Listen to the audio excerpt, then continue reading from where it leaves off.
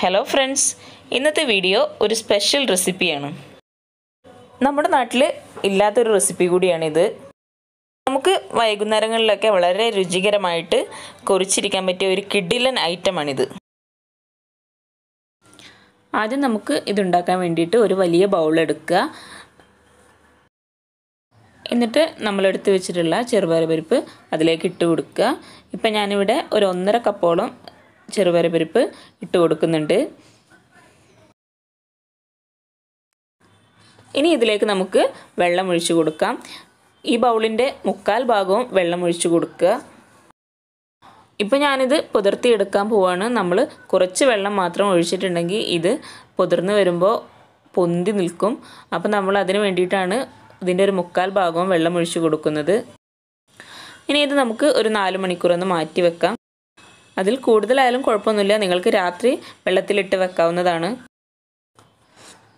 ഇപ്പോൾ വെള്ളത്തിലിട്ട് വെച്ച് 4 മണിക്കൂർ കഴിഞ്ഞിട്ടുണ്ട്. ഇനി ഇത് നന്നായിട്ടൊന്ന് കഴുകിയെടുക്കുക.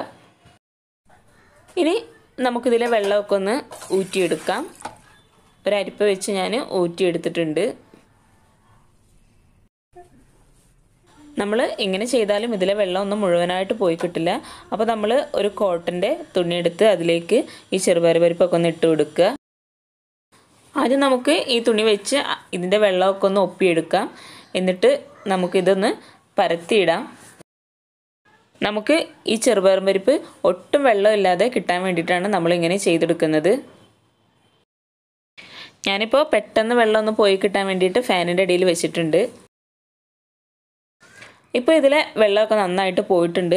പിന്നെ ഇതൊരു നല്ല ഹെൽത്തി സ്നാക്സും കൂടിയാണ്. കുട്ടികൾക്ക് സ്കൂളിലൊക്കെ കൊണ്ടുപോകാൻ ഭയങ്കര ഇഷ്ടമായിരിക്കും ഇത്. ഇനി ഇത് നമുക്കൊന്ന് ഫ്രൈ ചെയ്തെടുക്കാം. ഫ്രൈ ചെയ്തെടുക്കാൻ വേണ്ടിയിട്ട് ഒരു പാൻ വെച്ചിട്ടുണ്ട്. എണ്ണയൊക്കെ നന്നായിട്ട് ചൂടായതിന് ശേഷം നമുക്കിതിൻ്റെ ഫ്ലെയിം ഒന്ന് മീഡിയം ഫ്ലെയിമിലിട്ട് വെക്കാം. ഞാൻ ഒരു അരിപ്പ നമ്മുടെ പാനിലേക്ക് വെച്ചിട്ടാണ് ചെയ്തെടുക്കുന്നത്. അല്ലെങ്കിൽ ഇത് നമുക്ക് കോരിയെടുക്കാൻ ബുദ്ധിമുട്ടായിരിക്കും. ഈ അരിപ്പയിലേക്ക് നമ്മൾ ചെറുപയർ പരിപ്പ് ഇട്ട് കൊടുക്കുക. അപ്പോൾ നമുക്ക് പെട്ടെന്ന് ഈ അരിപ്പ കൊണ്ട് തന്നെ നമുക്കിത് കോരി മാറ്റാം.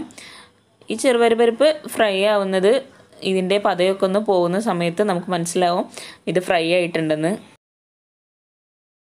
ഇപ്പോൾ ഈ ചെറുപയർ പരിപ്പിലെ പതയൊക്കെ പോയിട്ടുണ്ട്. ഇപ്പോൾ നല്ല ഫ്രൈ ആയിട്ടുണ്ട്. ഇനി ഇത് നമുക്ക് ഒരു പാത്രത്തിലേക്ക് മാറ്റാം. നമ്മൾ പാത്രത്തിലേക്ക് മാറ്റുമ്പോൾ ഒരു കോട്ടൻ്റെ തുണിയിലേക്ക് തന്നെ മാറ്റിയെടുക്കുക. കാരണം ഇതിൽ നമ്മൾ അരിപ്പ വെച്ചിട്ട് ഫ്രൈ ചെയ്തെടുക്കുന്നതുകൊണ്ട് അത്യാവശ്യം എണ്ണ ഉണ്ടാവും. ഇതുപോലെ മുഴുവനും നമുക്ക് ഫ്രൈ ചെയ്തെടുക്കുക. ഇപ്പോൾ നമ്മുടെ ചെറുപയർ പരിപ്പൊക്കെ മുഴുവൻ ഫ്രൈ ചെയ്ത് റെഡി ആയിട്ടുണ്ട്. ഇനി നമുക്ക് ഇതിലെ എണ്ണയൊക്കെ ഒന്ന് മാറ്റിയെടുക്കാൻ വേണ്ടിയിട്ട് മറ്റൊരു തുണി ഉപയോഗിച്ച് ഇങ്ങനെ ചെയ്തെടുക്കുക. ഇപ്പോൾ എണ്ണയൊക്കെ നന്നായിട്ട് തുണിയിൽ തന്നെ പിടിച്ചിട്ടുണ്ട്. നമ്മുടെ ചെറുപയർ പരിപ്പൊക്കെ നല്ല ഡ്രൈ ആയിട്ടുണ്ട്. ഇപ്പോൾ ഇനി നമ്മൾ ഇതിലേക്ക് ചേർത്ത് കൊടുക്കാൻ പോകുന്നത് 1 സ്പൂണ് മുളക് പൊടിയും ആവശ്യത്തിന് ഉപ്പും കൂടെ ചേർത്ത് കൊടുത്ത് നന്നായിട്ടൊന്ന് മിക്സ് ചെയ്തെടുക്കുക. നമുക്കിത് ഇങ്ങനെ കഴിക്കാനും നല്ല ടേസ്റ്റാണ്. ഇപ്പം നമ്മുടെ ചെറുപയർ പരിപ്പ് അല്ലെങ്കിൽ നമ്മുടെ മൂങ്ദാൽ ഫ്രൈ ഇവിടെ റെഡി ആയിട്ടുണ്ട്. നല്ല ടേസ്റ്റി ആയിട്ടുള്ളൊരു മൂങ്ദാൽ ഫ്രൈ ആണിത്. എല്ലാവരും ഇതും ട്രൈ ചെയ്ത് നോക്കുക. വളരെ ഈസി ആയിട്ട് നമുക്ക് എല്ലാവർക്കും ചെയ്തെടുക്കാൻ കഴിയും ഇത്. നിങ്ങൾക്ക് ഈ റെസിപ്പി ഇഷ്ടമായിട്ടുണ്ടെങ്കിൽ ഞങ്ങളുടെ ചാനൽ ഇതുവരെ സബ്സ്ക്രൈബ് ചെയ്യാത്തവരാണ് എങ്കിൽ നിങ്ങൾ ആദ്യം ഞങ്ങളുടെ ചാനലൊന്ന് സബ്സ്ക്രൈബ് ചെയ്യുക. പിന്നെ ലൈക്ക് ചെയ്യുക, ഷെയർ ചെയ്യുക. നിങ്ങളുടെ ഫീഡ്ബാക്കൊക്കെ കമൻറ്റ് ബോക്സിലിടുക. Thank you.